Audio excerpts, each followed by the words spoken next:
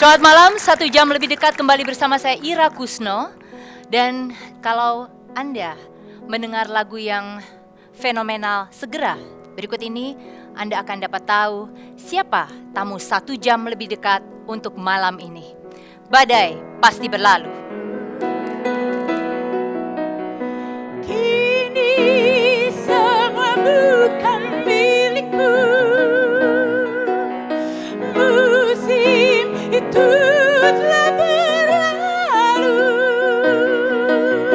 Matahari segera berganti. Gelisah ku menanti tetes embun pagi. Tak kuasa ku memandang datangmu matahari.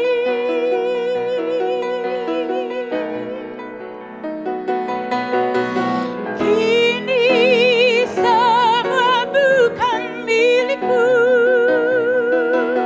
Musim itu telah berlalu. Matahari segera berganti. Badai pasti berlalu.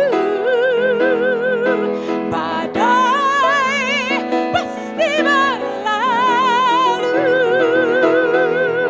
Badai pasti berlalu. Badai pasti berlalu.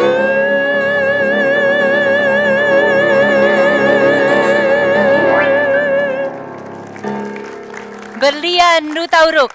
Tapi tamu kita malam ini bukan Mbak Berlian.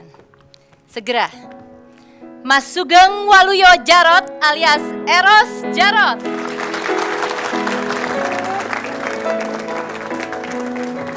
Selamat malam Mas. Kenapa Eros dari Sugeng Waluyo? Aduh, itu panjang ceritanya. Kalau teman-teman di Universitas Bung Karno akan tahu. Ya, Kenapa pilihannya Mbak Berlian untuk Badai Pasti Berlalu? waktu itu saya diminta Teguh Karya untuk bikin film ya, musik film Badai Pasti Berlalu. Saya disodorkan beberapa penyanyi, cuman mungkin waktu itu saya pikir ya, tidak ada pilihan yang lebih baik ya, kecuali Mbak Berlian ini gitu ya. Dan ternyata waktu saya dengarkan Teguh Karya, apaan ini Ros? Dia minta diganti, saya bilang, oh enggak, kalau diganti lebih baik saya nggak usah, mundur. Dan akhirnya dia mengalah, dan ternyata saya tidak salah, karena Berlian telah dicintai oleh jutaan rakyat Indonesia. Gitu. Mbak Berlian, waktu itu gimana sih support Mas Eros? Oke, Mas Eros sudah cerita, Pak Teguh sempat menolak begitu ya. Tapi selain itu bagaimana support ke Mbak Berlian selama proses kreativitas lagu tersebut? Saya pikir lagi kita kerjasama, Mas Eros tuh orangnya gimana ya, berani, cuek, dan emang dia yakin karena memang lagunya mungkin yang dia pikir seperti yang saya nyanyikan itu. Dan dia sangat mendukung karena kita malam-malam ya Mas ya, Yeah. kayak agak hampir-hampir udah tengah malam banget. Yan, yang tinggi banget. Nah, dia bilang, aduh Mas benar Selalu nih. mengepus sampai ke limit begitu? Iya, sampai habis-habisan. Iya. Anda yang biasa di belakang layar Mas, kemudian muncul ke publik. Apa perasaan Mas Eros? Sebetulnya memang saya selalu milih di belakang layar, karena bukan apa-apa, saya mencintai kebebasan saya. Mungkin saya juga di kaset saya kan saya tampilkan kumis aja gitu ya. Karena saya nggak enak kemana-mana, saya kan sukanya nongkrong di warung gitu ya. Kalau kelihatan terlalu tahu saya gitu jadi nggak enak. Oke baik, kita mau bahas film sesudah ini. Mbak Berlian, terima kasih. Silakan Mbak. Oke, thank you very much. Mas Eros, kalau kemudian Mas sudah dikenal sebagai seorang penata musik yang berhasil diakui oleh publik juga, kenapa kemudian pindah domain sebagai sutradara? Apakah karena ini mengenyam pendidikan film dan punya obsesi untuk buat film sendiri begitu? Oh ya, dulu saya ini karena apa ya? Waktu saya dapat beasiswa tuh aneh gitu loh ya.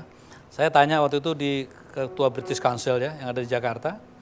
Dan saya waktu itu ngundang Ravi Shankar ya, Ravi Shankar itu yang main sama Beatles untuk makan malam bersama. Lalu saya bilang sama dia, sama ketua British Council-nya, Anda pernah lihat film Indonesia yang bagus gak, yang hebat? Oh belum, mau. Ya sekolahin saya dulu, gitu. Jadi saya disekolahkan sama dia, dan saya waktu mau diuji juga ya, dites dulu, saya bilang saya nggak mau dites. Anda percaya saya apa nggak percaya sama saya kirim aja ke Inggris, dan saya akan buktikan bahwa akan membuat film yang baik. Jadi atas utang saya. Jadi memang ini tantangan, karena juga film saya pertama, saya waktu itu ngeliat ibu-ibu itu ya, ngeliat ibu-ibu itu sering arisan, dandannya nggak karuan itu ya. Ibu-ibu pejabat waktu itu kan rada aneh-aneh gitu kan. Saya merindukan sosok seorang perempuan gitu ya, yang seperti ibu saya gitu. Saya selalu berpikiran bahwa kalau perempuan Indonesia itu maju, maka luar biasa ya negeri ini, karena mayoritas kan perempuan. Mas Eros, sebenarnya apa sih kriteria film bagus menurut kacamata Mas? Karena sebelumnya kan tentu sudah banyak film yang dibuat juga dan oleh sinias handal gitu. Tapi kenapa kriteria film bagus itu dimunculkan kemudian? Itu hanya sebutan aja. Sebetulnya kan semua film menyimpan kebagusannya sendiri gitu ya. Jadi tidak ada yang mutlak bagus gitu. Kalau menurut saya film si A tentu lebih bagus dari yang lain, itu juga hanya masalah subjektivitas saja. Kalau menurut saya yang paling penting kejujuran aja. Saya mencoba waktu itu memotret suasana Indonesia itu lewat film Cut Nyak Dien ya. Mas Eros, kita simak dulu film Cut Nyak Dien berikut ini. Oke. Mudah-mudahan Nyo kamu Sahid awalnya bangkit disambung perjuangannya di jalan Allah. Yang bernena ingat Udep Sare Mate Sahid. Kalau aku mau membunuhmu, itu sangat mudah kami lakukan. Tapi bukan itu tujuan kami.